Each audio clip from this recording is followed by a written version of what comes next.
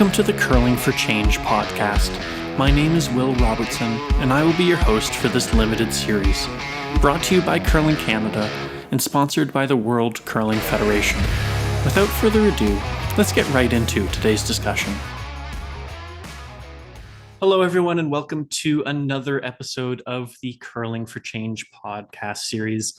My name is Wil Robertson. I'm here with Karen Trines, Helen Radford, and Greg Smith for our Curling with Pride episode, where we're going to have a conversation with folks from different aspects of the LGBTQ plus community in Canada and in the curling community, hear their stories, learn from them, and also kind of chat about some of the issues that are faced by the community within curling and what we can do a little bit about it. So this is our fourth episode that we've recorded. There's going to be a few others. So if you do appreciate the conversation or enjoy, please do share it. And we would really greatly appreciate that. And thank you for joining us. And thank you guys for joining me. I'm going to just get everyone to do a little intro first. Greg, do you want to go first? Sure. Thanks for having us. This is wonderful to get to talk about this tonight. This is great. My name is Greg Smith. I'm from St. John's, Newfoundland and Labrador. I curl, and for years I ran the curling at a country club here in St. John's, and I identify as pansexual, and my pronouns are he, him, and I look forward to the discussions. I see this is shaking a little bit here on my my laptop is, but I look forward to this discussions tonight and share my perspective and hearing the perspectives of the rest of you. Absolutely. Thank you, Greg. Helen, go ahead. Hi, I'm Helen Radford. I work for Curling Canada. I'm manager of Next Gen. I live in Halifax, Nova Scotia. I identify as lesbian, and I'm looking forward to this conversation tonight. Karen, off to you. Sure. Hi, I'm Karen Trines. I'm excited to be here with this group of people. I am located in Ottawa. I am a curler, although I'm semi-retired since having a baby last year. But I identify as pansexual. My pronouns are she, her. I'm just excited to chat tonight. Absolutely. And I'm super excited for this conversation as well. I think it'll be really impactful. For the record, for everybody watching and listening, my pronouns are he, him. I identify as bisexual. And I'm really excited to get into this chat. So just to start, how did all of you come to curling? Where did you come to curling from? And what was that like? Helen, do you want to start?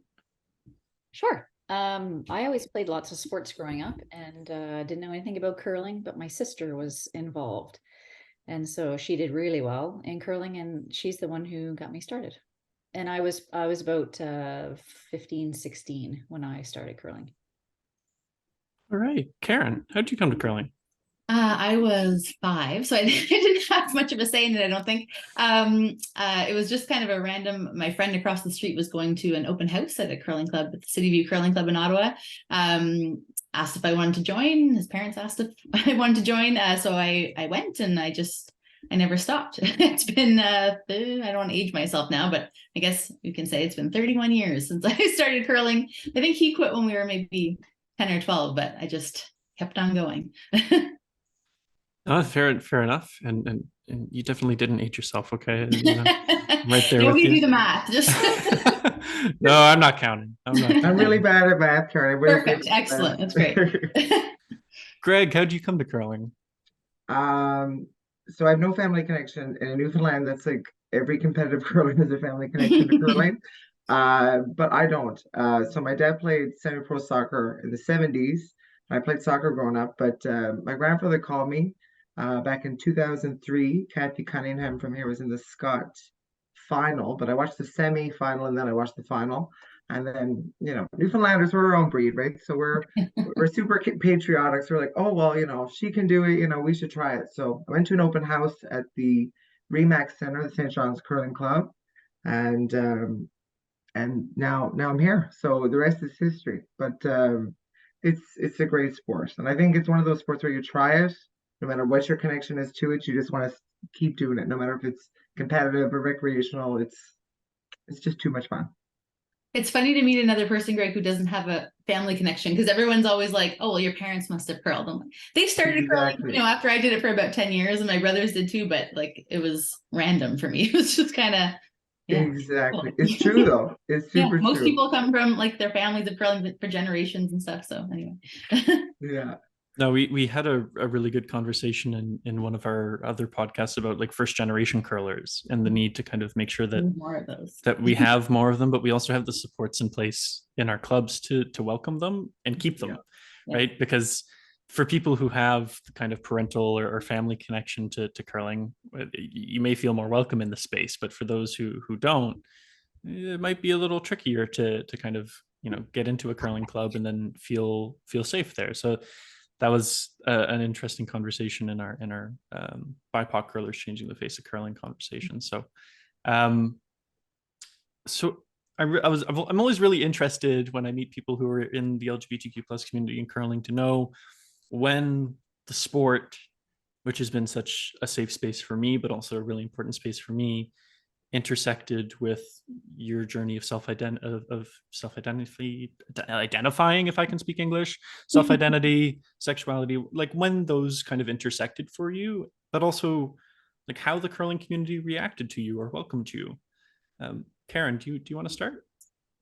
Yeah. So, you know, I dated men in the curling world for a while, you know, when I was in my 20s. And then, so I dated a man that I knew from curling, and then I dated a woman in curling. So there wasn't necessarily a specific coming out, except that all of a sudden I was dating a woman. And so that was, you know, it caused a certain amount of chatter, let's say, gossip throughout the curling community. You know, this was, again, I'm going to age myself here, but it was over 10 years ago, you know, that this happened. And so, you know, there was gossip.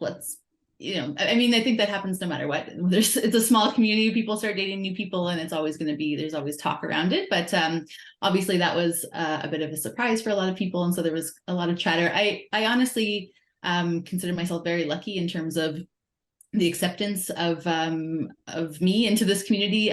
You know, people, I didn't really have any negative interactions from the curling community. Nobody really, at least not to my face, nobody really, you know, said anything hurtful or anything like that. People were pretty welcoming about it. You know, I did play on the same team as my partner at the time, and we went to the Scotties together. And that was a bit of an interesting experience. You know, again, 10 years ago, this was, I think people were not really sure how to approach it, whether they should kind of just not talk about it, or, you know, it sort of still seemed a little bit of like a don't ask, don't tell, kind of keep it secret kind of thing. You know, we had games where we were televised and the announcers kind of weren't really sure how to sort of address like, oh, these two are dating. You know, it wasn't something that was really talked about as easily at the time, I think. And, you know, no hard feelings about it, but I do think it was tiptoed around a little bit. It was challenging just to kind of figure out how to address it. I actually had a friend, now a former teammate, who worked for TSN at the time, and she asked me, you know, did you ask them not to talk about it? Because no one's saying anything. I said, no, like we put it in our media guides. We were very open about it, but no one is talking about it. So she like took matters into her own hands and started speaking about it. And then a couple of reporters came from that. And so there were a few stories written and stuff. But it was an interesting experience because it, you know, in my bubble, it's so accepted and so easy to talk about. And so going into an environment where it wasn't quite as open, there, you know, again, there was no hostility or anything. It just was sort of not discussed. It was just, people just weren't really sure what to do with it, I think. So it was an interesting experience. It's what led me actually to, like, I volunteer now with You Can Play, and the COC's One Team initiative. And so it kind of led me to that sort of volunteer work to try and make it easier for people and for people not to be so unsure about what to do when they have a queer curler. And things have obviously drastically changed since then. And I'm sure we'll talk more about that. But that was sort of my experience with the whole coming out process within the curling community. Yeah, absolutely. And thank you for sharing that. I just wonder, like, at the time, you said you were aware of this. Did you feel perhaps like treated as a bit of a taboo, or when people tiptoed around that, like, was that, how did that impact you then? You know, you spoke to being aware of it, but yeah, I mean, it was I think we certainly didn't want to cause a stir. We weren't there, we were there to compete. This obviously wasn't, our prime focus, but it was a little, there was a moment we watched the recording. We were playing against Jennifer Jones at the time, I think, and the announcer sort of said, "Oh yeah, so I was Karen Sagal at the time. That's Karen Sagal and her partner. They're a couple." Then it was just kind of awkward silence, and then they moved on to something else. We all kind of had, a bit of a laugh about it because, I don't think that anybody, certainly I don't think anyone meant any harm, or anything like that. But it was just, they were trying to figure out how to manage this with maybe a viewership that may or may not be inclusive with, viewers. They just didn't know, I think, what the reaction would be. And I don't know that there was necessarily thought put into it that it was premeditated or not, and maybe it was just an awkward thing for the people doing the announcing. But we were aware of it, and it was a little bit, I don't know, a little disheartening, I suppose, but we, I guess, just mostly tried not to focus on it. When those reporters did show up and we did start speaking about it a bit more, and there were a couple of articles written, everyone says don't read the comments, and you of course read the comments, and there are some pretty horrible comments, but a lot of really just why do we need to know about this? Like, who cares who they're sleeping with? Like, why is this relevant? Let's focus on the curling. And it was kind of funny because there was literally another article right below it that was like, this person's husband, who are both competitive curlers, was there watching, cheering them on. Oh, it's so great to see them and their family. So like bias is showing when people don't necessarily mean to, but definitely, some of the comments were pretty brutal. You kind of have to stay away from that section for sure. Yeah, absolutely. And thank you for going a bit further with that. I think, it's really, you touched on a couple of really interesting things there. Firstly, the comment section and the way that now in the world of social media that, we all live in, and it's a reality for professional curlers especially, but also just us as human beings. And the reaction to it, I think we'll probably touch on that a few times, but also, yeah, there's a celebration of family in curling often. Yeah. Rightly or wrongly, right? Yeah. Like, if it's great when people have kids or get married, and congratulations, that's fantastic, that's amazing, and sure, we should celebrate that. But that's a really interesting point that you put there of, okay, well, if we're going to celebrate, our accomplishments in our personal lives in terms of, oh, here is this beautiful family, or this vision we have of the stereotypical family in curling, are we going to celebrate my family? Yeah, right. Exactly. Curling Canada is really, I can see the difference, and I have, there's more about this in one of the future discussions, but I can see the difference now. You can see that they're really, really making an effort to make changes and to be more inclusive of everybody in all different types of families, and it's wonderful to see. I mean, you still see in the comment section, every June, Curling Canada changes their profile picture, and they do a really great job. The social media coordinator does a really great job of trying to stay on top of those comments and get rid of the really offensive ones. But there's always a few, who sneak in there with nasty comments. It happens still. We're in 2023, but this is still, and again, we'll probably talk about it later, but even I would say lately, it's worse than it was, honestly, than it was. Yeah. So. Yeah. Every time. Absolutely. And I'm from New Brunswick, and yes, it's worse. Every time. And so I can certainly relate to that. And the point of like visibility matters. Right. And it's nice when a national organization like Curling Canada understands that and then embraces it. Right. Absolutely. So yeah, thank you for speaking to that. Those were some really good points. Greg, when did your journey kind of intersect with curling for you, and how did people react? So I came out on Christmas Eve to my parents in 2014, and then I waited. For some reason, why did I wait for the United States to legalize gay marriage? It was legal here, but I waited till actually that day, and then I posted a video on my Facebook, and then I think my teammates in between. Shout out to the guys from Stephenville. Even though I was across the province, they still knew I wasn't straight. So I told them in between, but I never really had a lot of issues there with that, to be blatantly honest. And just to touch a little bit on what Karen was discussing there, and thank you for being so raw and being so vulnerable on that. But it is such an oxymoron when people say, "Oh my God, isn't it amazing?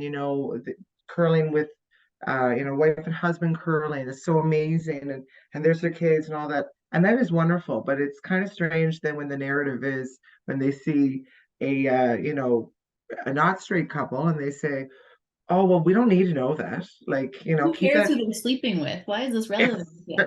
Well, you know about every straight couple in curling, and you never make that comment, right? Like, it's so absurd, and it's crazy. And those conversations, like you were just saying, um, those comments on social media, I think they're even more exaggerated, even more.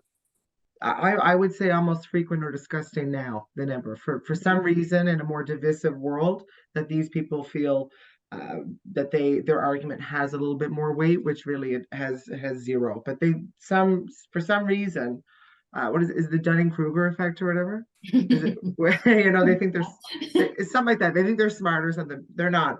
But yeah. So thanks for touching on that. But it is true. It is just a complete oxymoron there. I didn't really have a lot personally with coming out um, with anyone in curling. I really had no issue with it. Some of them said, "Oh, we knew." I was like, "Did you see I watched RuPaul's Drag Race or something? Like, did you log into my Netflix?" But I never really had an issue with that. The only thing, actually, I'm not going to say it because it's in a further question. So I'll That's wait my for. problem too. I'm like, I have stories, but they're later. Yeah, I was like, okay, no, but that's later. I had no issue with my teammates. I had no issue with my coach. They just intersected at the same time as my personal life and my curling life. There was really no, there was really no, I don't know how you say, there was no real effects of it. There was nothing like, "Oh my God, Greg's not straight." It was never like that because they just assumed. Yeah, and I guess my only question to that, Grace, is when people said or weren't surprised, right, when you came out, like, what was your reaction to that? 'Cause some people have very different reactions to that of I don't really care, or like, I don't like it, but I didn't put a lot of weight in it because I know it was malicious. mhm, I don't like it because it's based on stereotypes. When mhm, you say, when a in their eyes and in some people's eyes, when a man is more feminine and a bit more flamboyant, they're gonna be like, right? And it's just like, like what a cheap shot. What a cheap shot. I can run faster than you. How come you didn't think that took why didn't that give me like 50 extra straight points? I don't know. Like, so yeah, I just find it so strange that they use the whole femme and butch kind of narrative to kind of say, well, this is your sexuality based on how you present or how you talk or how you act. And I think that that's pretty archaic. you Mhm. know uh there's people across uh sexual orientation and gender that it isn't it isn't that you can't pinpoint it on the map, right? There's super masculine men that are queer, and there's super feminine men that are queer. And I'd like to consider myself somewhere in the middle there, but though I guess some of them might want to put me in the more femme category, but I would like to consider myself more in the middle. And it's just so across the board. Like, it's a spectrum. It truly is, both gender and sexual identity, sexual orientation. It is a spectrum, and people want to put people in certain boxes so they can make sense in their own brain. But truly, that's not how, in my opinion, it should work. And I think that we should eradicate some of that. I think it's just, it's kind of stupid. Coming from the other side of that, Greg, where people were very surprised on my end, Yeah. being like, "Oh, but she's femme, she's not wearing Yeah. mhm, plaid and her hair isn't short." So it's interesting being on like the other side of that, where I have to kind of come out very frequently because like people sort of make the assumption I'm straight passing, let's say. Yeah.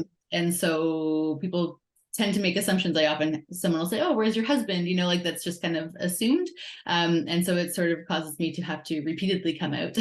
I mean, I could have been dating or married to a man, and then people would never ask; they would just assume. So it's kind of interesting, kind of seeing both sides of it. It's either way, it's a challenge, I guess.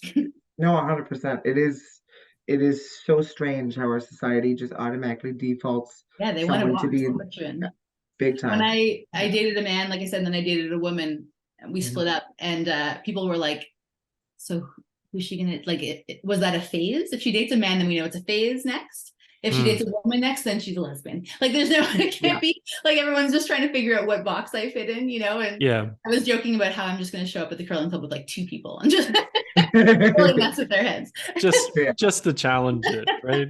And that's sorry, well, I'll be really, really quick.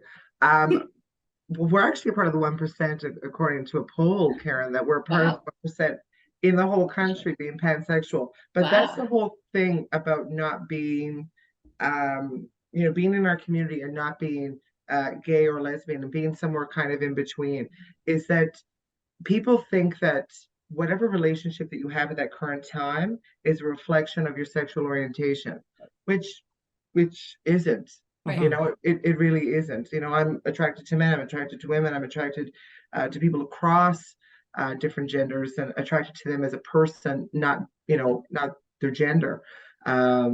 And that's kind of the thing, is that people don't really understand that. They just Yeah. assume automatically.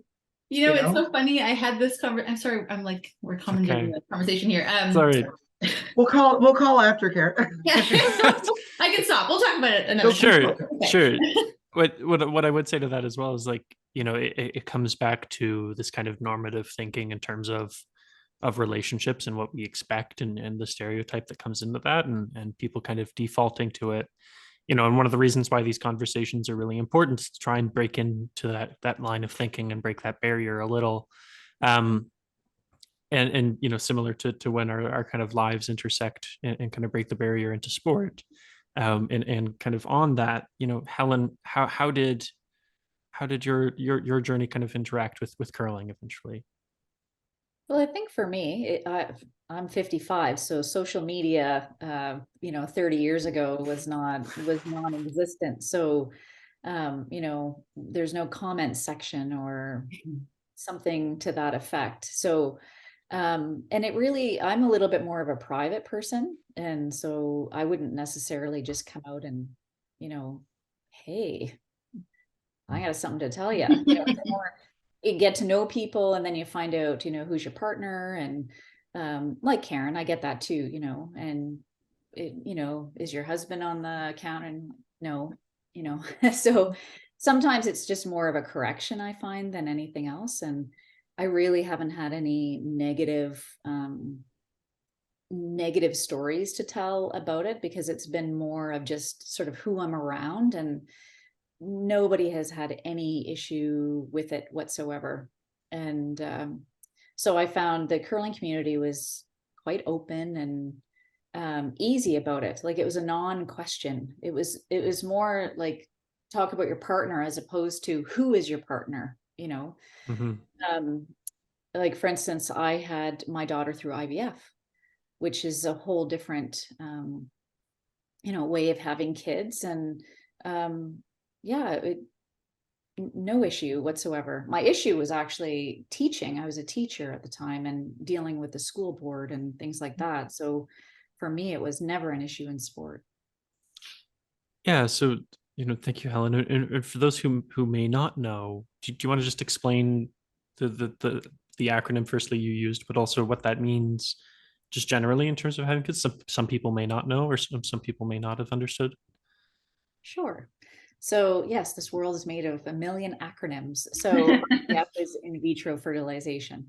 So when 2 women are together, it's not possible to have a child. So we need science to help out a little bit. And yeah, so that's how I conceived my child. And I would say pretty much anybody who knows me has met my daughter somewhere along the way. So she's traveled with me everywhere, and she gets tired of hearing, "Oh, you're so big now. Oh, you've grown up so much." So, and I like that. I like that everybody kind of knows her, and it's a non-issue. And and she's proud that I work in curling, and knows that everyone in curling is very friendly towards me. Yeah, And absolutely. Yeah, and thank you for that. Just, I always try to take that moment to educate people a little more if they may not have heard or known. So thank you for shedding some light on that for folks. And I think it's really great, Karen, to have you and Greg here as well to shine lights on different parts of the queer community more broadly. Because some people may think of it and just go, are they gay or are they not? There's the spectrum. Black or white. Yeah. Done. Right. And it's like, well, no, there's a number of other letters there for a reason. That's why we have such a long acronym. There's so many of us all doing different things. There's a lot of different elements of the community. And so I'm really glad we're able to get your perspectives. And so, on your perspectives and your experiences, which of course, like as you said, you all have so many stories and so many things to learn from and share with us. I just wanted to have you all share two experiences in curling. One that perhaps empowered or inspired you, and then one that may have disappointed you, in whichever order you want to share them. Helen, did you want to start? Sure. I have a feeling my stories will be shorter than the other two. We're chatterboxes. Sorry, Helen. I think it's great. I think for me in curling, like it's been a very positive experience, and I didn't intend to I still curl, but I didn't intend to kind of go down the coaching path or even work in curling in my career. But Jerry Peckham, a mentor of mine who's been with Curling Canada a very, very long time, he's just all about relationships and getting to know people and getting the best out of you. And, he would ask me questions and we would have conversations, and, we're in very different parts of our lives, but, here was somebody who I looked up to as the director of high performance for Curling Canada, wanting to know about me, and wanting to make sure that it's important, like make sure there's balance in your life, make sure, family time is important, and talk about family. And he's become a very, very good friend of mine over the years. And, when I look back, he's probably the main reason why I work with Curling Canada, is because the leadership was so inclusive and understanding and interested, to follow your passion and to get to know people on a different level. So, I feel like I know him that way too. So I think, being vulnerable and having somebody who you wouldn't anticipate or think in your life is drawing things out of you, and then you create this great, working and personal relationship with them. I think that's really powerful. So I think for me, it's always been easy to talk about my private life with whomever I'm talking with. It's an open conversation. I don't usually lead with anything, but I'm always open to have a conversation about anything. The disappointments, I have to say, I can't think of any real disappointments. I live in Halifax, which is a very, what I find to be an inclusive city. So it's kind of anything goes, and you just, but I also have that personality too, where I can, have conversations in lots of different groups of people. And, I don't typically, I'm not the first one who's going to wave the flag or stand at the front of the parade or, go to the legislature, things like that. I think we all have different, we show leadership through different ways. I think mine is more through action, as opposed to, being front and center. I'm more the behind the scenes kind of person who does some work. So I haven't seen any, like, I have to say, Greg has shared some things on social media, things that have happened to him outside of curling. And like, it breaks my heart. Like that kind of stuff really affects me because, I know what an amazing young man he is. And I hate that, there are people that have treated him so poorly. And, Mama Bear kind of like, I kind of want to step in and do something about it. So for me, I would do it more in a quiet, like private, personal way.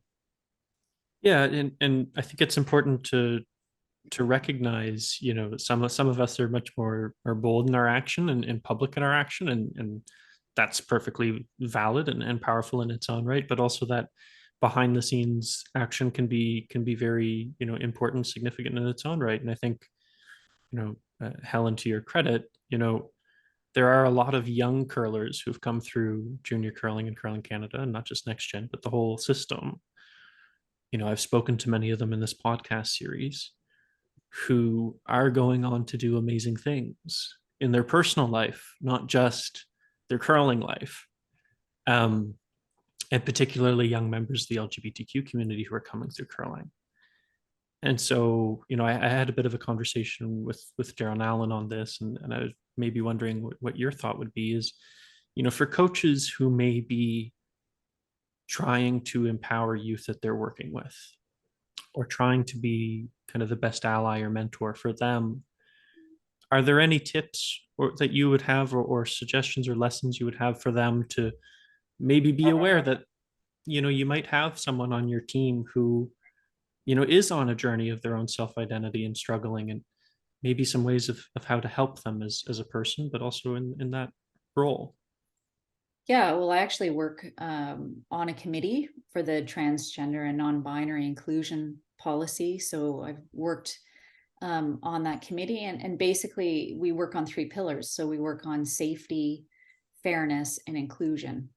And so I would say, for any coaches out there, those 3 pillars should be for everybody, safety, fairness, and inclusion. And it's so true. Like even my daughter, she'll come home from school and share stories about, so-and-so identifies this way, and then the next week, so-and-so identifies that way. And, I hear personal stories just through young kids. And I do see it in curling too.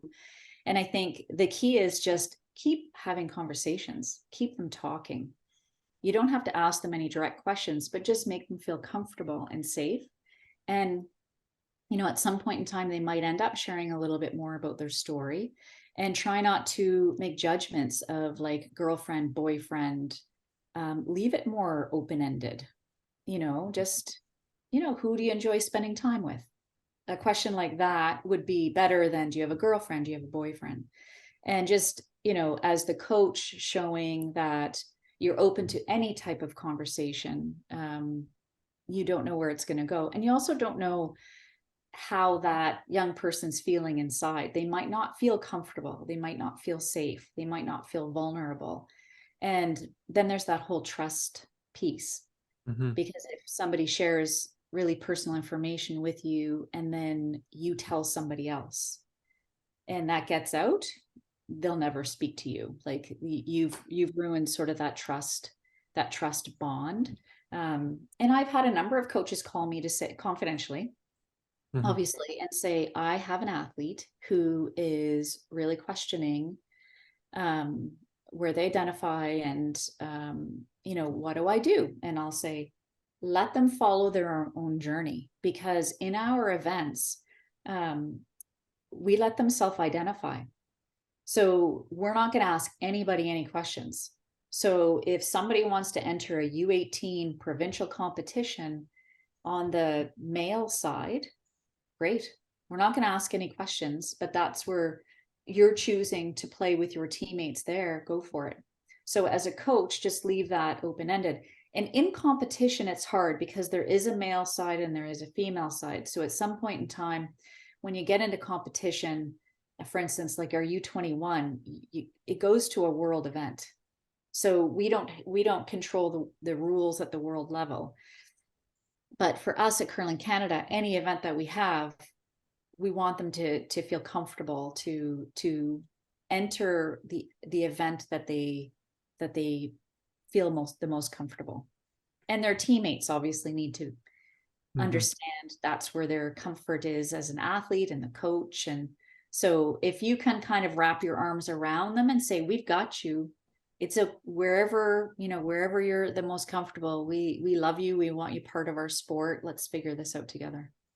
No, and thank you for speaking to that, Helen. I think that was really, really insightful. And there's something to be said about taking a kind of more empathetic, open-ended listening approach to interacting with folks in the queer community more broadly, but specifically from that coaching lens of being an advocate, but also understanding that that person's journey is happening on their own time and in their own way, and you can support them, not push them, right? And just being aware of that, because that can happen in small ways. And it's also a credit to Curling Canada to some degree, to what you were speaking to there at the end. That empathetic approach to trans and non-binary youth in particular in sports is much more rare than we would like to admit it is. And so just being aware of that as we kind of move through that conversation is really, really important.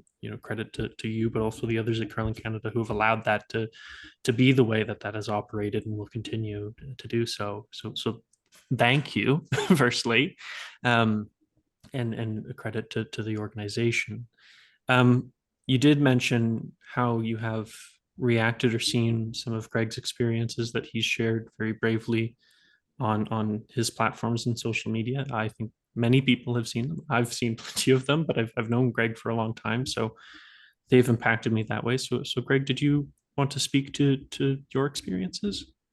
Yeah, I'll start with the good note. I think the symposium last year was amazing. I think that like across the board, in DEI, that was amazing that Curling Canada was a leader in sport in this country in doing that. And it was amazing. It was soul stirring. It was informative. It was raw, and I think that was amazing. It was an amazing time in Niagara Falls. I think another really good part, and then I'll go into the only really negative curling part I have, but they're in the same story. So the really good part was for me being out as a curler was with my friend John Epping at the Briar in 2021, and we knew that it was a very important game, and obviously that people coming up younger than us would see this, and it would be a big moment. So we held the pride flag, and it was a good game, and I only curled 65%, but we're not going to talk about that.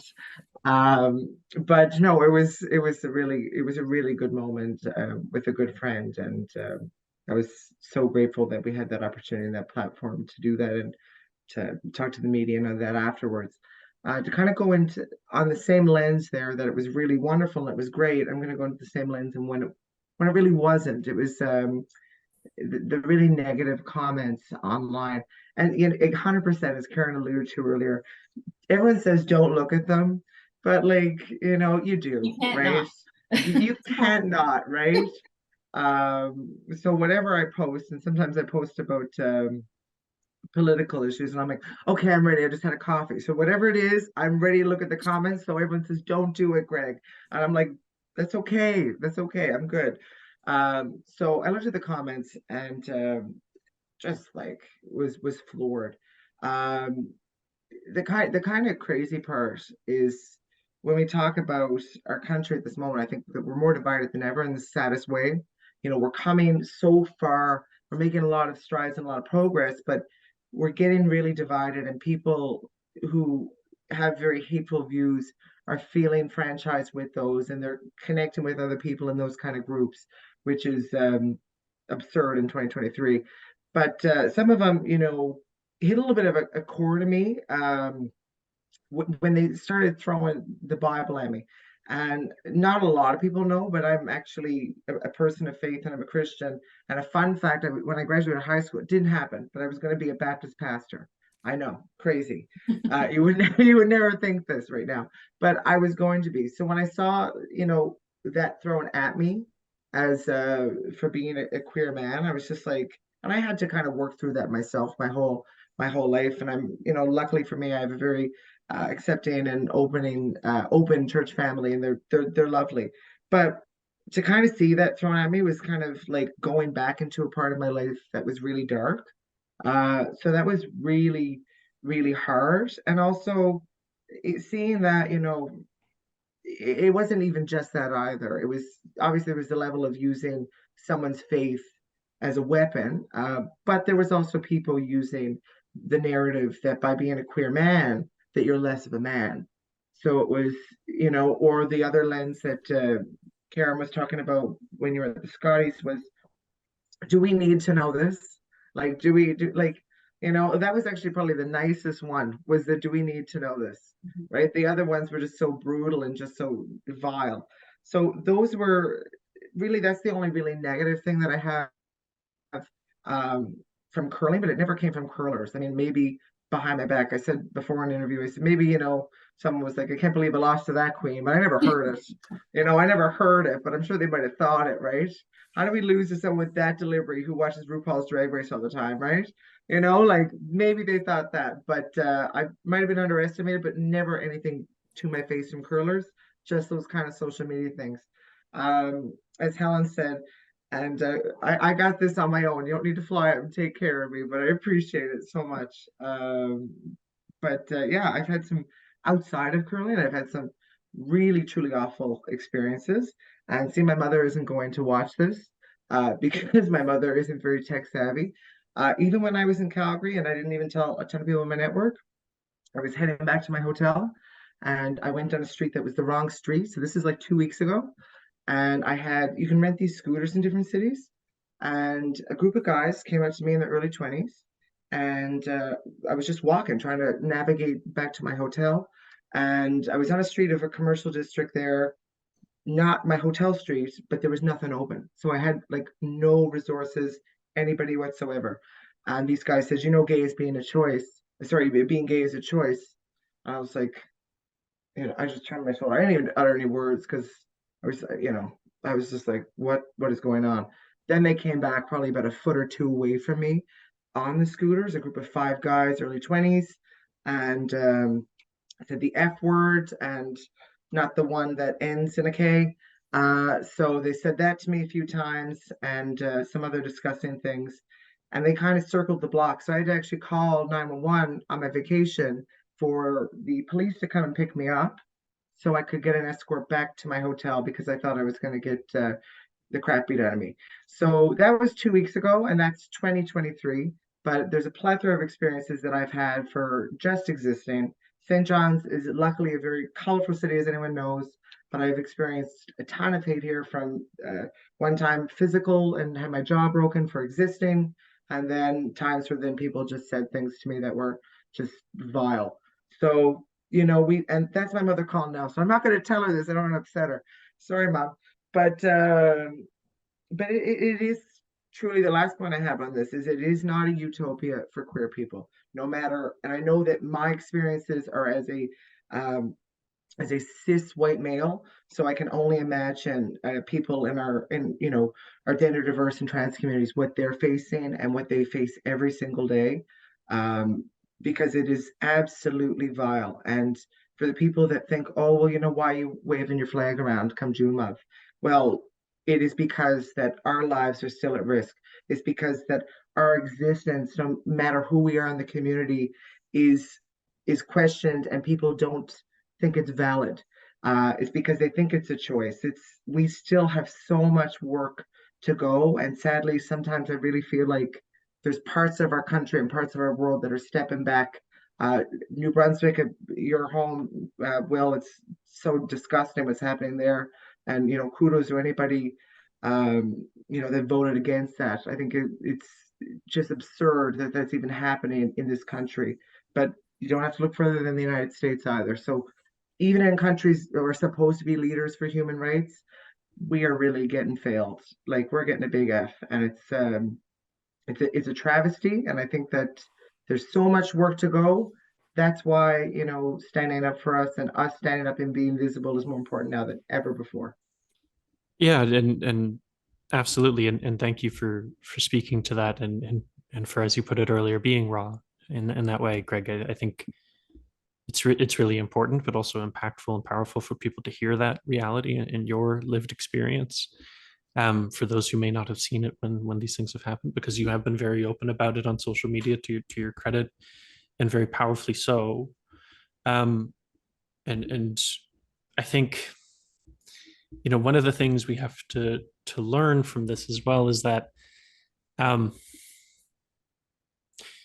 what you and John did, and what you do, and what John does regularly, and a number of us have done in terms of visibility, from those vile experiences, you understand the power that that small gesture may have for a young person or an older person somewhere who is struggling with who they are, may face harm for who they are, or may be in an incredibly dark place, and the only thing they have is the sport they love. Yeah. And then they see someone that they can identify with in the sport they love, openly talking about who and why they love, right? And that message can be unbelievably powerful for people, right?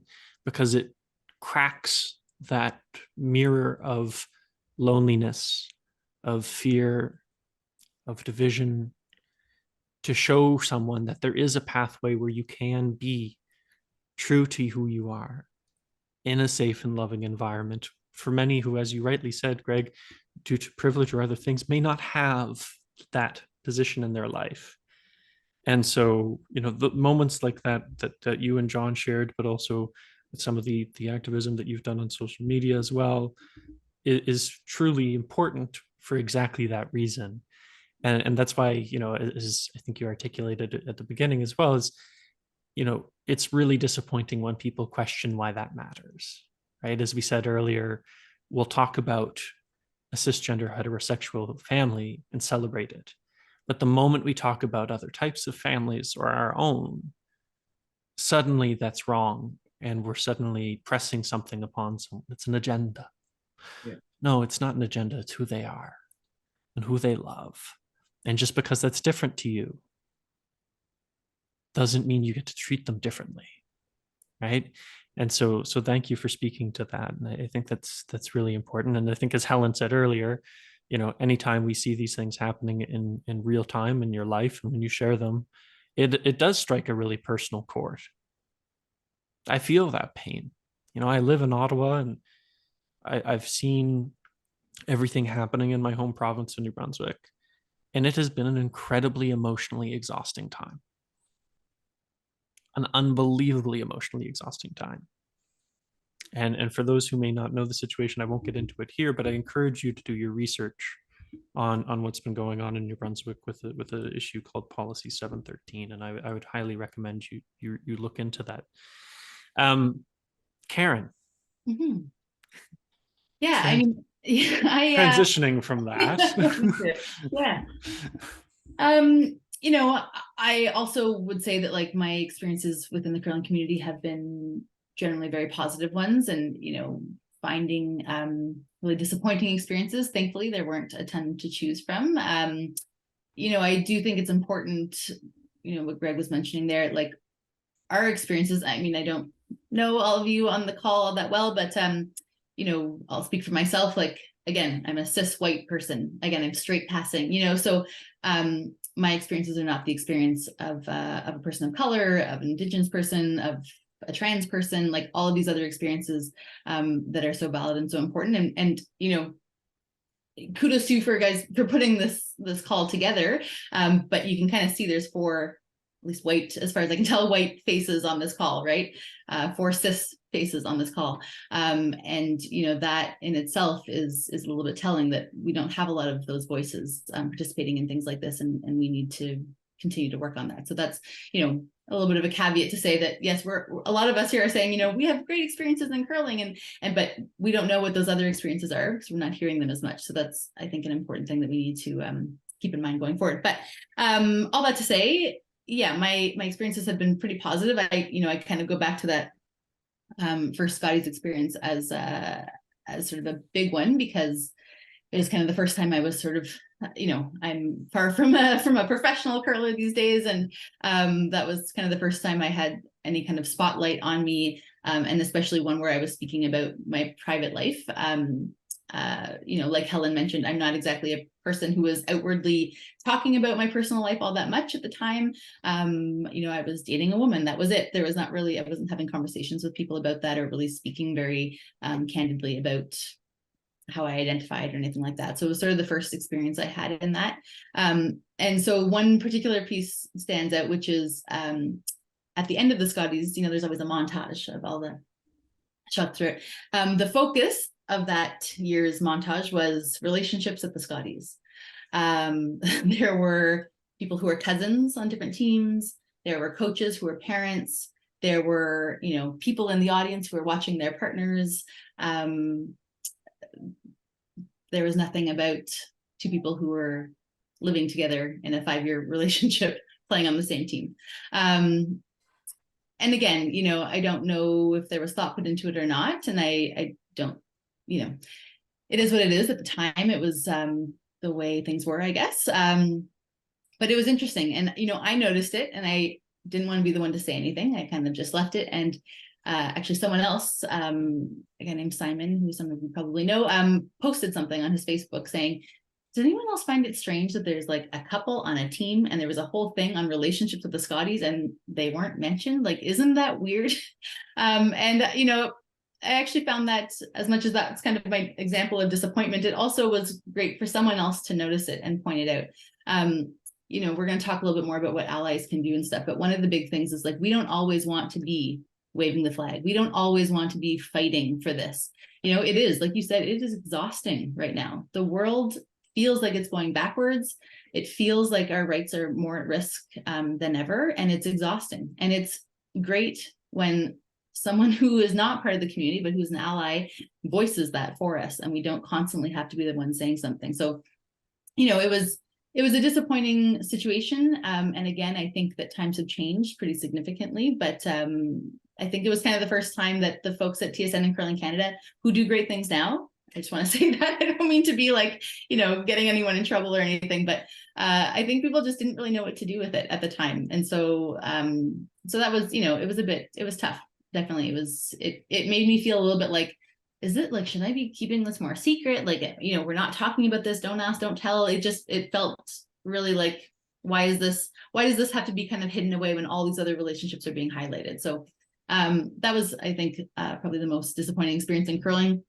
Like Greg, although not to the same extent, I've had some negative experiences outside of the curling community, but for the most part, my life in curling has been really inclusive.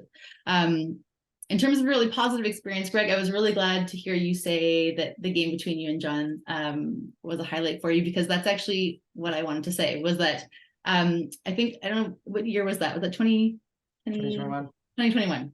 So that was 5 years after my first Scotties appearance. And I remember that game. And I remember thinking, wow, look how far Curling Canada and TSN and everybody involved in this community has come. Like, we were playing on the same team and they were like, oh God, what do we say about this? And like, let's just not talk about it. We'll just let it go. And then here you two are playing in this game, spotlight, pride flags, like interviews, like it was celebrated. And actually, I think it was maybe that same year, but John was playing at the Briar and his partner was there watching him. And they, sometimes they see people in the audience, they put the camera on them, they put a little thing underneath it. And they said, I can't remember if they were married at the time, but like John's husband or John's partner on the screen. And I remember seeing that and thinking, oh, like, yes, like it's happened, it's finally changed. And, I don't know when that shift happened exactly. And I think Curling Canada is doing a really good job at trying to get there, and they've made a ton of progress. But that was 5 years after that first Scotties experience, which was, so kind of awkward and weird and hushed. And then here they were, like, shining the spotlight on this amazing moment between the two of you. And that for me was really, it wasn't my experience. So I'm glad that you said it. I don't want to be like stealing your stories, but for me, that was such a positive thing to see, that like progress had been made and things were actually happening. A lot of organizations throw the pride flag on their marketing or whatever and say, hey, look, we're pride inclusive. But Curling Canada and TSN and whoever else had done something. It was different. It was highlighting non-straight folks in the sport world. And that was a really big difference to me. That actually really meant a lot to me. So I know we're going to talk a little bit about, seeing people in these, why it's important to see queer folks in the sport community, but that is a perfect example. Even as a person, I was like 30 at the time, I'm very comfortable with who I am and what I do. But even then I saw that and was like, oh, that it's so great that this change has happened and that Curling Canada and TSN have done this. It was pretty meaningful for me. So thank you for being there for that, Greg. Yeah, and absolutely. And I think there's something really important you said there, Karen, of like, all of us would wish nothing more than not to be Yeah, activists. I don't want to be constantly having to fight for this, right? I don't want to. This, like, every Pride, we're filming this during Pride Month, right? And every time Pride comes along, out come the comments of it's indoctrination, shoving it down our faces, and well, it's propaganda. So, well, no, it's a very simple equation. If you are not open and out there, being visible and being heard, it is easier to be forgotten. And when it's easier to be forgotten, it's more reticent for politicians and others to commit harm. And that's something we've seen recently quite a bit. Again, we've spoken to some of it in different ways. And so next time you think about seeing that visibility, whether it's a company's logo or a Pride post or a Pride parade, and you ask yourself the question of, why is this important? Maybe think about that a little. And think, well, if we didn't have visibility during Pride Month, outside of Pride Month, but if we didn't make those efforts to be more inclusive to the LGBTQ plus community, where would our rights be, right?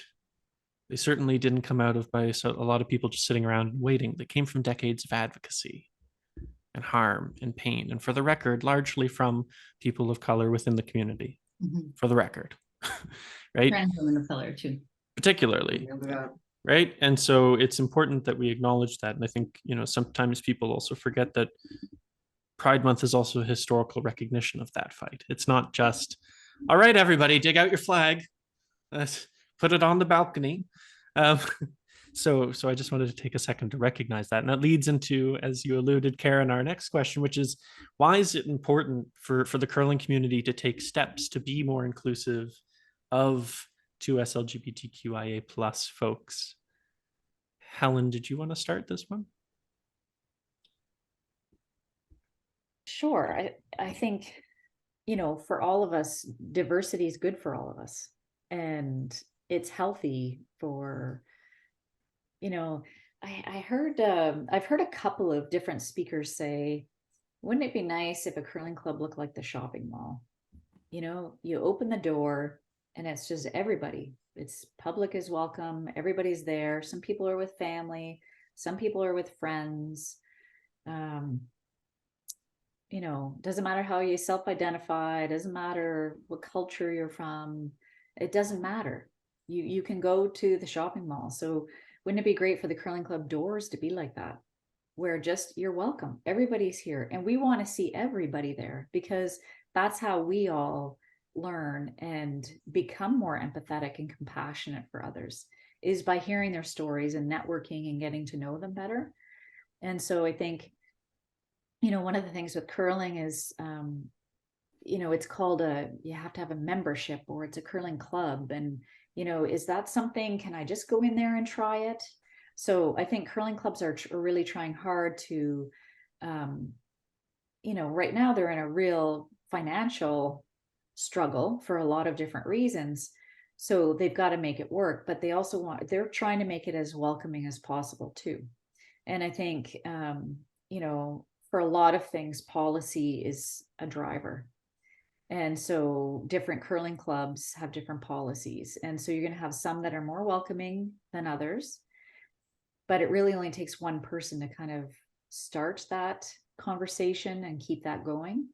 And so, if any curling club in Canada is wondering what to do, Curling Canada's, feedback to them is, we have a policy. Here's the transgender non-binary inclusion policy. If you're not sure what to do, here it is. So it talks about the competitive side, it talks about the recreational side, and for all of it, it's about safety, fairness, and inclusion, all of it. So you're not going to hear one person from Curling Canada say, the rules are different. They're not different. It's the same. Doesn't matter if you're in a recreational league or a competitive league. It should be the same. Everybody should be treated equally. Yeah, absolutely. And I think it's, what you said there, to policy being a driver is really important, right? It's the vehicle which moves us forward, but also the one that protects us when things come back, right? And that's why we see such reaction when policy is changed or what have you, but also a reason for policy to be made in your club or in your facilities or in your communities, and adapted to what you can see, whether it's from Curling Canada or elsewhere, right? It's one of the elements in my All Heart Curling Award plan that I had done with the Capital Winter Club in Fredericton was talking about, well, why don't you have a board member who's a member of the LGBTQ plus community? Why don't you have a sticker on your door? Which may seem like a very small thing, certainly is a very cheap action to take, but may be the thing that makes someone welcome from that community when they may have seen, as you said, well, that's a club. I don't know. But if they walk through your door, they might see a vibrant and loving and welcoming community that they may never access if you didn't have that on your door, right? Or the drag shows down the street at the bar. Why not have it at your club? Why not? Why not? Right. And like these questions, and I was at the symposium for the Business of Curling Symposium in Sackville, and someone asked a question about youth in this case, but welcoming other communities into their curling club. And they were struggling getting youth into the club, but also queer community and other folks. And I said, well, have you asked them why they're not there? Right. And that's always, that's crucial. So Karen, what do you think? Why is it important for us to work to include LGBTQ plus folks more? Yeah, I mean, I think, we've all seen, at least look on my social media, there's always stories of like these heartwarming stories of kids seeing themselves represented in some sort of industry, whether it's sport or entertainment or politics or whatever job. And when people see themselves represented in something, it starts to make them feel a bit more safe, that it's a safe community that they can, be themselves in. And seeing that diversity, seeing that representation in the sport is, I think, like you said, we can talk all we want about how can we get people into the clubs and things like that. But realistically, if you are a person of color and you walk into a curling club and every single person is white and every photo on the wall is of a white person, it may or may not feel like a super welcoming space. Your interactions in areas like this may not have always been positive. It's the same thing when we talk about the queer community. If you, walk in, there's no, in a new environment, if I don't see anything that sort of gives me an indication that this is going to be a safe space, I might have my guard up a little bit more, and rightly or wrongly in some, smaller communities where there's often, where we need more curlers, there sometimes isn't as much acceptance. So, in certain environments, if there's not, like you said, a rainbow sticker on the door, such a simple thing. And, there's a lot of talk, especially at Pride Month, about, companies rainbow washing their stuff and how, that's not enough. You can't just put a rainbow sticker on your door or whatever.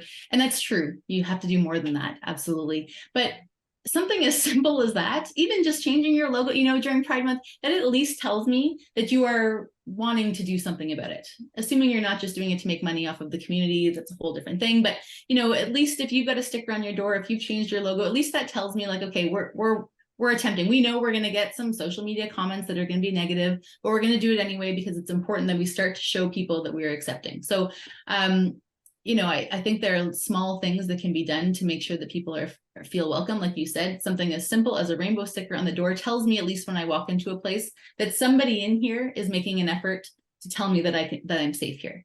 Whether or not that's true, that's a whole different conversation. And obviously there needs to be more than just a rainbow sticker on the door, but it's a start. It's something. And I just think it's important, we talk about needing to see that diversity in our sport, and it starts with the kids. It starts with the young, it starts with the new curlers coming in. We can't, snap our fingers and all of a sudden have competitive curlers, from all different backgrounds, unfortunately, as great as that would be.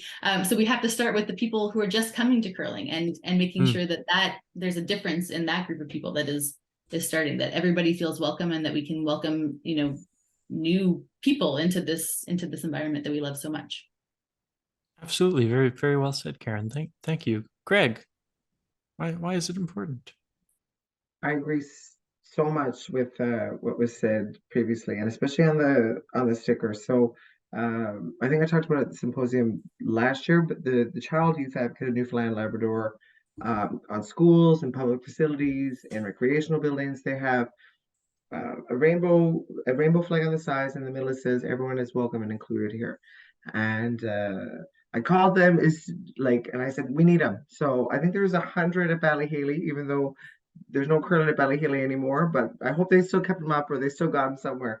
But we put them up. We put up the resources. We printed off what was from Curling Canada on DEI, which if you have a curling club, if you're running it, or if you're running the junior program, you need to look at it ASAP.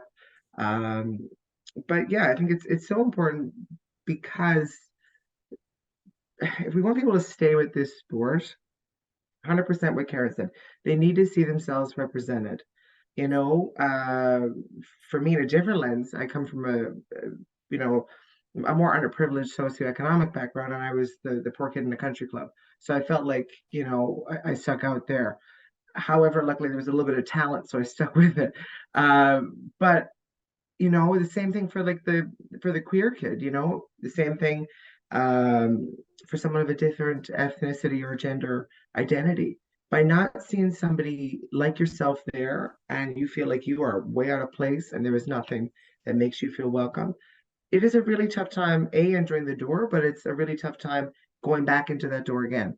So, I think it's super important, because we want to grow our sport. First of all, I think we need to address the awkward, which is, we might have a little bit of a demographic issue with curling, and our numbers. I don't think, Helen, you can get mad at me if I'm wrong. I hope I'm right what I'm saying, but I hope I'm wrong in the same breath. I don't think our numbers are what they were in the 80s for curling. I don't think that we have as many curlers, and I think, as we did before. So we need to be inclusive, not even just on the lens of that it's the right thing to do, but if we want our sport to grow, we need to be. So it's kind of imperative that we need to have more people in our clubs. And I think, the other part of it too is, it can't be, like Karen said earlier, it can't be, and like yourself, well, we don't want to be here complaining all the time. We get no joy out of this. We really don't. We want our problems to start ending. But truly, we want to have people who are allies that are speaking up for us. And that is kind of the lens of this too. I think, I could be wrong, but I think there was a little bit of allyship in the question. Could be wrong, but they need to be more vocal. It can't be just token and posting a picture, which is wonderful, and it is so good. But you need to eradicate the locker room talk. You need to eradicate somebody commenting on someone's femininity or someone's masculinity or whatever along those lines. I mean, we're looking at this in a very queer lens, but whatever it is, anything that is intolerant needs to stop. So allyship isn't just for our community, it's for all communities and all minorities. So I think, clubs, what they can do is, it can be very simple, but it can get people in the doors. It can make people feel safe. And truly, it's the right thing to do, don't get me wrong, but we need curling to grow. Its viewership is growing, but we need people, especially in the grassroots levels of the sport, to grow. And that means that we need to become less white, less straight, and less cis. And truly, that's the only way that we have to go, because that is what Canada looks like. And like Helen said, our shopping malls don't necessarily look like our curling clubs. So, and the good part of this too, I bowl as well. I'm sorry, I'm rambling now. Okay. It's so late here, right? It's 8:30. But I bowl as well, and I'm a competitive bowler.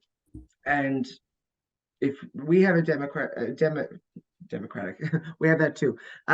We have a demographic issue, but other sports are not having these discussions. And I bowl 5-pin, and the numbers are going down across the board. They're getting less TV coverage, and they're not having these really important, impactful conversations that we're having. And I think that, it's just amazing that we are. It's important to address the awkward in anything in our society and anything in our lives. And I'm glad that Curling Canada is doing so, and I'm glad, Will, that you're spearheading this, because the only way that we can make change is actually discuss what the issue is. Absolutely, absolutely. And thank you for transitioning us into the allyship question of what does allyship mean and how can people be better allies? It's okay, Greg. It was a good segue. So Karen, what does allyship mean to you, and how can curlers be better allies to the community? Yeah, I mean, I think we've kind of said it a couple times already, but we are tired, to be completely honest. Pride Month came around. I own a small business as well, and so all the small businesses start posting, "Oh, it's Pride Month. Here's and quite honestly, I found it exhausting this year because the number of hateful comments that come from those positive posts are now kind of overshadowing it for me. It's kind of upsetting that the month that's supposed to be about celebrating Pride is actually making me feel worse than the rest of it. I'm kind of like, I'm excited for it to be over because I'm tired of all the fighting and the comments and the negativity, which is the complete opposite of what we're supposed to be seeing in June. So, I was chatting with a friend of mine. Her and her wife and their daughter were planning a trip to Florida to go to Disney World. I'm not sure which one it is. And we're canceling their trip because it's just not a safe place to go right now. And she was mentioning it to her family, and her family's like, "What are you talking about? It won't be that bad." Because if you're not in the community, you may not, I know my social media, we all know our social media becomes kind of an extension of our community. It's our own bubble. And so the things you click on are the things you see over and over again. My social media right now, I'm toying with the idea of closing it entirely, because every single day I'm reading negative things. Today it was that there was a US-Mexico soccer game that had to be ended early because of homophobic chants. There's the stuff going on in New Brunswick. There was something about a young athlete out west who some old guy was saying this must be a trans person. Like, it's just every single day there's a negative story, and I'm finding it exhausting. My wife and I have a daughter who's 15 months old, and until this year, I would say we were talking with our community, like, how great is it that, our kids are going to grow up in this, kind of new generation where people are so much more accepting and things are great and improving all the time. And this year, I would say that has been, my feeling is that it's been walked back. Now we're starting to have conversations about, the anxiety we have about raising a kid in this world right now. Last June, we had a little party, a Pride barbecue at our house. We had a Pride flag on the door. I didn't put one up this year because, a couple neighborhoods away, somebody had a Pride flag ripped down and torn to shreds and like burned a little bit and left on their driveway. So, it feels like things have shifted. A lot of that, started in the States and has been coming up. And if you are not in the community, you may not be as aware of it as we are. You might not be reading about it as often as we are hearing all the stories, but we are, and it is exhausting, and we are tired, and we don't want to be having these fights. I don't want to be reading stories about, the high school my daughter is going to go to, parents protesting outside of it and stomping on Pride flags in the month of June. I don't want to have to go to the counter protest for that. I don't want to have to be, constantly posting on social media about how you can be a better whatever. Like, I'm tired. We just want to live our lives. We want to curl. We want to, I want to be with my wife. I want to raise our daughter. We just want to live our lives, and celebrate who we are. And we're not, and so to be a better ally, like, do some of that work for us. There's, I'm going to completely butcher it, but there's a quote somewhere that's, if you, in times of injustice, if you stay silent, you're picking the side of the oppressor, which, is basically saying, like, if you say nothing, you're not on our side. You're not helping, you're almost furthering the other side by not speaking up. So you can't just stay silent. You can't just say, "Oh, I'm not going to have an opinion on this." It's our lives. It's our rights. You can't just be like, "Oh, it doesn't affect me, so it's not my fight." Someone you love is probably a part of the queer community. You probably know somebody, whether you know it or not, that is part of the queer community. And we notice when people support us or don't. And, just speak up. Don't let these things go by. There's, I won't get into all this, but anyway, just don't sit around and do nothing. We need those voices. We need allies supporting this as well. We don't want to be, constantly, "Oh, these people so woke," and whatever else. We want that support from our allies as well. And we need those voices to be able to be heard, so that it's not just always complaining, as Greg was saying. That's what it sometimes feels like. So Yeah, well said. Helen, what does allyship mean to you, and what can curlers do to be better allies? Oh, I think Karen summed up a lot of good things. You know, you see something, say something.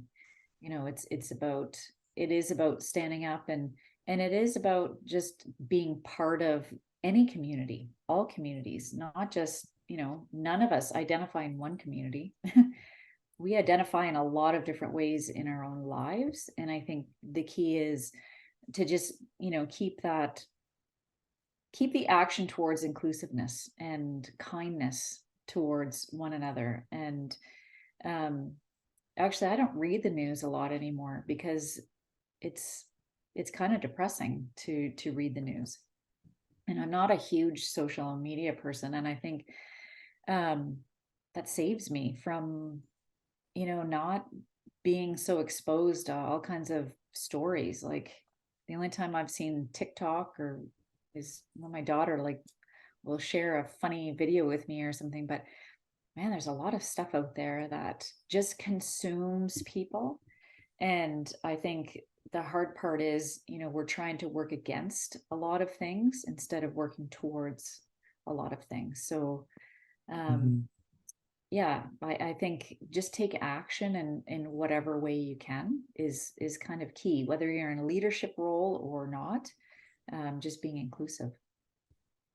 Oh, absolutely. And Greg, you spoke to the importance of allyship, but what can curlers do to be better allies? Yeah, I kind of answered the question before I was asked it, wasn't I? But no, I think that there's a plethora of things that you can do, and I want to go back and reiterate the importance of allyship because of how divided our world is.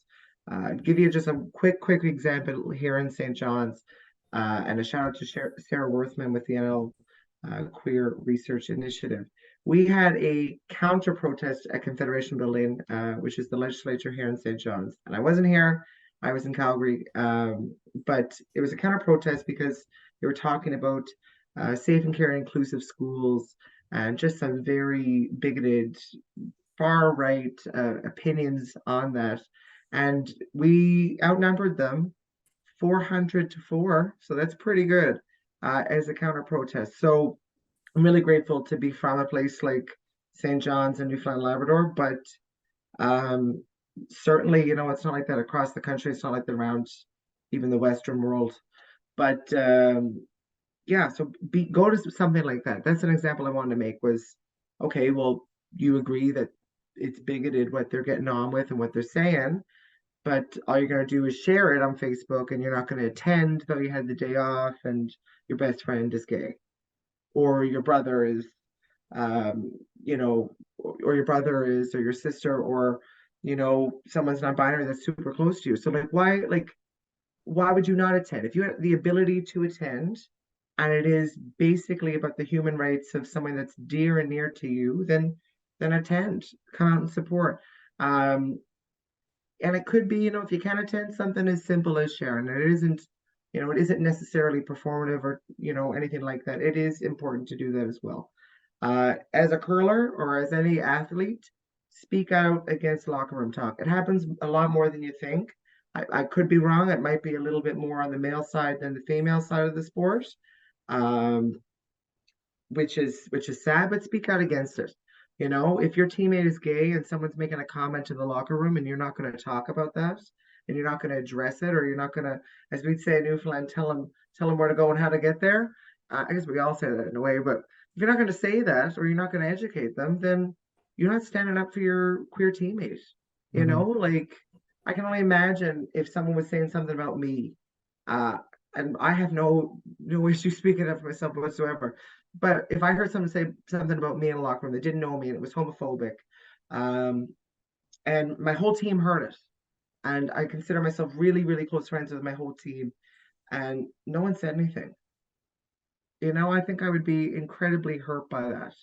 Um, that's just one example, but anything that you can do to educate yourself is a big one too.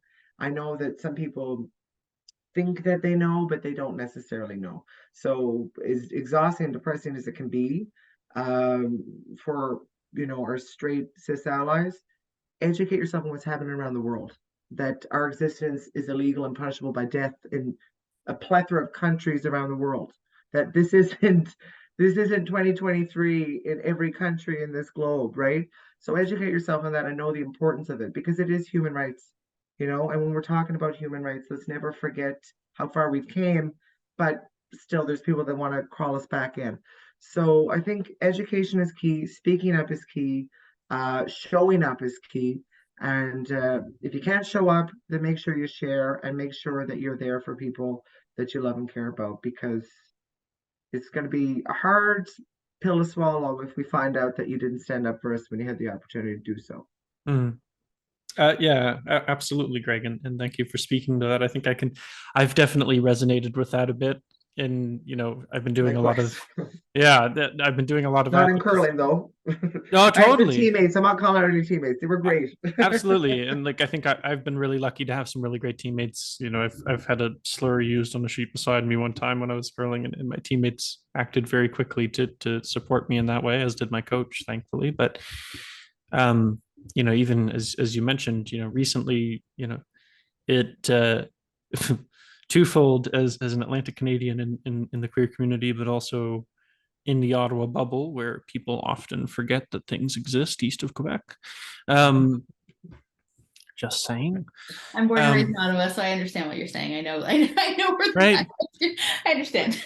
When someone starts talking about sorry, this is my little brief tangent. Forgive me. When someone starts talking about outrage at a school board in York not raising a pride flag, as they rightfully should, right? As they rightfully should. But if I mention policy 713 in New Brunswick, there's just eyes glazed over. Excuse me, I got to go take a nap. Where is New Brunswick, and who's there? Why do I care? Right.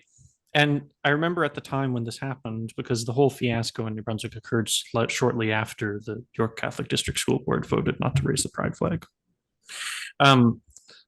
I did a lot of outreach to folks here. I work in government relations, and just personally on a basis, I let a lot of my friends who work in government know, hey, by the way, our rights are being attacked, and trans youth and queer youth are being attacked in policy. You were more than willing to go on Twitter and condemn a school board in New York. Have you said anything about New Brunswick? This was a month ago, and it's the entirety of the Department of Education of a whole province. It's supposedly dedicated to the Charter of Rights and Freedoms. Mm-hmm. You gonna just say anything? Yeah. And a month ago, the response I got back was, well, we don't want to talk about education. It's a jurisdiction of the provinces, and no, we stand up for LGBTQ plus rights. And then 3.5 weeks later, I'm very thankful to say, everybody and their mother is paying attention to what's happening in New Brunswick. Mildly frustrating, that interim period where I was, raising the alarm, but those kinds of things are exhausting, right? For all of us. And in that case, that's what I was doing. But many of us do that advocacy or see that in different ways or watch that in different ways. And it's tiring in different ways, right? Whether it personally reaches you, Helen, as you spoke to with Greg's experience earlier, and it personally affects you, and that can be tiring emotionally, and particularly if it happens on a regular basis, as it has to Greg and so many other people within the LGBTQ plus community for forever. And it still happens again. Allyship is standing up for others, even though you may not understand them, even though you may not agree with them. Stand up and speak up for them because you care for them, or you care for their rights. You may not even know them, but they matter. And they matter to someone else. And if you're a parent in particular, and this is some of the most beautiful moments of Pride every single year, is you have parents who go to Pride because they understand that some people who are there do not have parents who accept or love them for who they are. And guess what? There are people in your curling community who have the same situation and the same feeling, and you can show them that love. Right? You don't know who's coming through your door as a curling club. You don't know what walk of life they've come from, what background they've come from, their socioeconomic status. You don't know them. But that doesn't mean you don't need to accept them, and that doesn't mean you can't show them love and empathy and treat them that way. Because sometimes sports, particularly in a moment like we're seeing right now, as we've all spoken to, where our rights are under attack in a number of areas, sometimes sports in the sporting community might be the only safe space that young person or that queer person or that LGBTQ plus person has. Remember that. And with that, quickly, as I understand we've gone long, and I'm not sorry for those listening. What is something that our curling clubs or associations or the curling community can do going forward to be more inclusive of the LGBTQIA2S plus community? Karen, did you want to start? Yeah, I mean, I think we've talked a little bit about all different things about just, to me, it's being vocal. You know, those examples of like Greg and John playing at the Briar, and there was a focus on that. They could have just been like, oh, these are two guys playing against each other. We're not, you know, whatever. It's just some game. But being vocal and highlighting those stories, and outwardly being supportive, outwardly being allies. You know, right now we're at a point, we've talked about this, you know, our various boards may or may not be the most diverse, and maybe not as diverse as they should be, but the way to move forward is to still, at least if your board is not diverse, you need to be outwardly outspoken in support of diversity and inclusion. It can't just be like, oh, well, you know, we're fine with it, we're not going to say anything, but we're fine with it. You have to actually do it. You have to be outwardly outspoken about it. You know, I have had people speak to me and say, hey, I'm a gay curler and I don't really know where I can go, who I can talk to. Is there a group somewhere that I can be part of? I know of people who are queer and not out in the curling community as well, because they're not sure where those safe spaces are. Outwardly outspoken is what I can just kind of say, like, be really blunt. We are accepting, we welcome everybody. You know, those rainbow flags on the door seem like a tiny little thing, but they matter. Like, every little thing that you do matters. The language that you use, like putting people's pronouns even on your website. Not, you know, we kind of, like you said, in sport, Helen, have an issue with the fact that we have kind of that male and female category, and that's a whole other issue. But you know, making sure people know that however they identify, they are welcome. They're welcome to be in the space that makes them the most comfortable. Just really making that clear and blunt, and not just kind of hoping it's clear without really saying it, and not wanting to offend anybody. Just do it, say it out loud all the time. Absolutely. Good points. Well made. Greg, what can we do going forward? I agree pretty well entirely with what Karen said. I don't have much to add at all. Yeah, I think using inclusive language. I think one other part to kind of add on that is like when we address a crowd, you know, say folks. I mean, in Newfoundland, we don't really use the English language. It's just a guide for us. So, you know, ye, you know, that might be, you know, all ye here tonight, whatever, right? Ladies and gentlemen can really just be. We can eradicate that, right? Because it doesn't. Not everybody fits into those categories. And I guess, you know, if you have a southern drawl, you can say y'all. But yeah, so that's one thing, kind of just to go on to that. I think the member associations, Curling Canada, are doing amazing work. Having the resources there is huge. Kind of hard lens to say, but like, is there a way that you can mandate that clubs use it? You know, that's the hard kind of awkward situation, especially that there is clubs that are not affiliated with their member association, and that is a fact here in Newfoundland. There is Newfoundland Labrador. I got to include Labrador, but there's arena clubs, or there's clubs that are not affiliated with the provincial body, that, you know, making sure that they have, you know, they either use those resources, or can we get them affiliated or whatever, and make sure that we're all kind of under an umbrella and using the same kind of guide. And that funding is contingent on that. You don't get funding and you don't get support if you're not falling under this umbrella and being supportive and being allies. 100%, 100%. I think that's the lens to kind of take it to, right?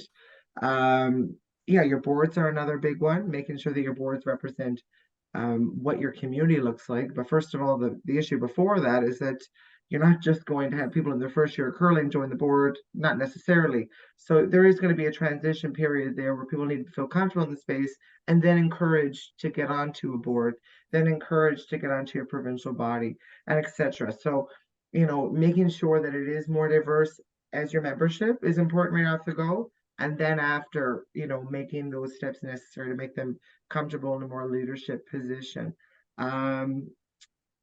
Yeah, I think those are really huge ways. As said previously, the sticker on the door is so important. Um, it really is. It really, really is. And I know when I was questioning who I was as a kid, and I didn't know which way I would go, and I actually wasn't comfortable in my own skin going into school and seeing, everyone is safe and welcome. This is an inclusive space, right, with the rainbow flag. There was a part of me that I didn't even know existed, or I kind of tried to suppress, that was very glad and very happy about that. So that's, one really, really small way. But I think that the other ways are important. Um, and trying to mandate that the guides are used and that they're looked at. That's a hard one to do, but I think that's quite important. And I like what Karen said, is that funding is based on that. Yeah, for sure. Those are all important recommendations. And I think one thing I'd say for curling clubs in particular, and even associations, is like, what does your board look like? What does your staff look like? Right? It takes time to transition your membership, in terms of being more inclusive. It could take once. Sorry, go ahead, Greg. I got one really quick one. Yeah. Because our sports and a lot of sports have, the gender differences in, it just the way it is in a competitive level.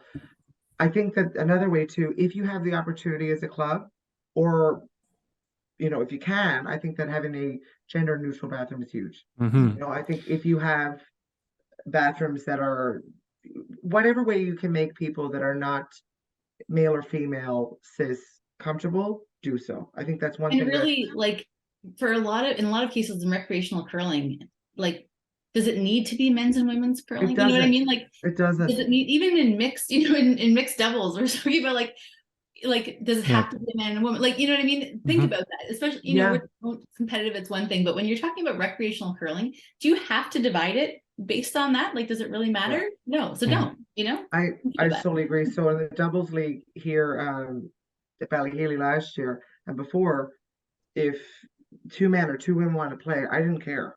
And I think that we can let, in a recreational lens of that, we can totally let that happen. And also, if you can break down, the gendered bathrooms as well, I think that's another key one. But if you have, a separate bathroom that you can make someone feel comfortable in, that you'd like to do that, give her any way that you can make it more inclusive, do it any way whatsoever. Yeah. Sorry for cutting you off, Will. No, it's okay, Greg. Thank you. That was an important point, and I was going to mention it as well. So really, really important you shared that. And again, for curling clubs and associations, as your staff, it can take one good inclusive hire for you to change the perspective someone has about your club or institution. Right? You may take time to welcome other members into your club, or it may take time to include other folks in the building, but you have control over who works at your facility. And if you're looking for staff, maybe think about making a more inclusive hire. Maybe... And for the record, it only takes one bad person as well. So when you're hiring people, if you can't hire diverse people, at least hire people who are going to be inclusive. Like if I see someone working somewhere and I know that they're homophobic or a bigot or whatever, like that changes my whole perspective of that environment. Like, anyway, sorry to cut you off again. No, again, really good point. So I agree fully. Just to close us off on this one, Helen, last but certainly not least, what can we do going forward to make curling more inclusive? Well, I think the suggestions that have already been made are huge, and so I'm not going to repeat those.